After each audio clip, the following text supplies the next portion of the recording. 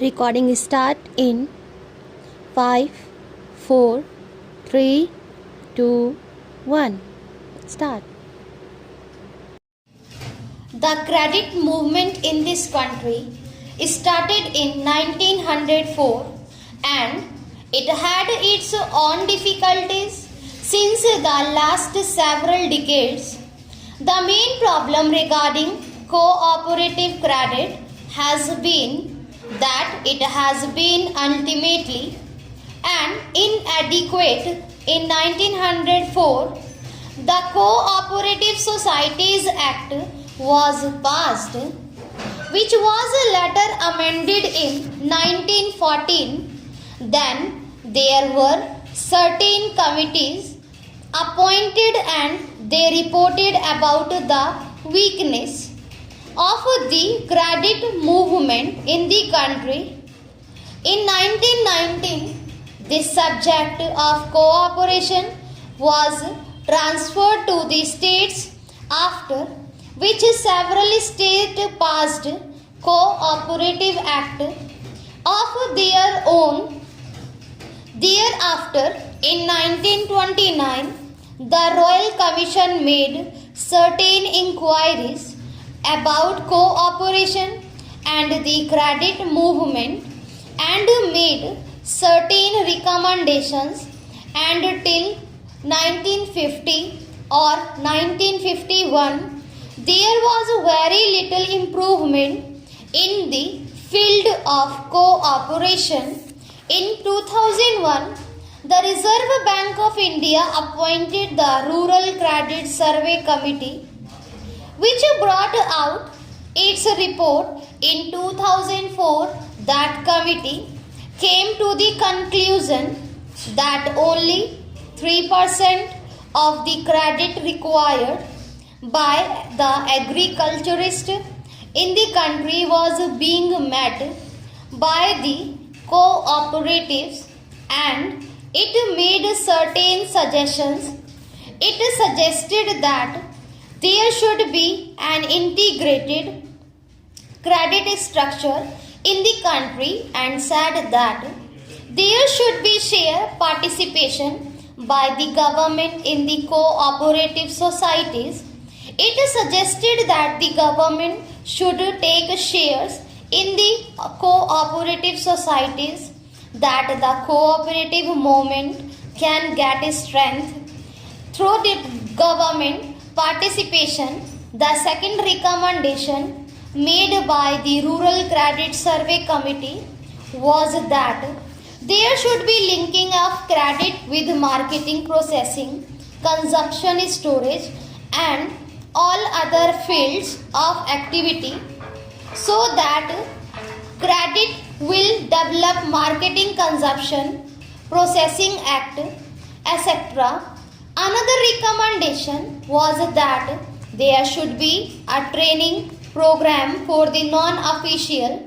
The fourth recommendation and the most salient one was that there should be a 3-tier structure of credit. There should be cooperative societies at the lower level, and there should be district banks and then the apex banks, and that all the three should be interlinked. These recommendations were accepted by the government of India. This report also recommended that in order to implement these suggestions, there should be a national cooperative development and warehousing board. The government of India have accepted these suggestions in 2006. According to that act, there came into being a warehousing board which took care of the warehouse in the country, and also the National Development Board which took care of the development of the cooperatives. It was first thought that the two boards should be worked out under two different acts, but as both the subject were administratively under one ministry at that time, namely the Ministry of Food and Agriculture. It was thought proper at that stage that the same act should administer the National Development Board and the Warehousing Corporation.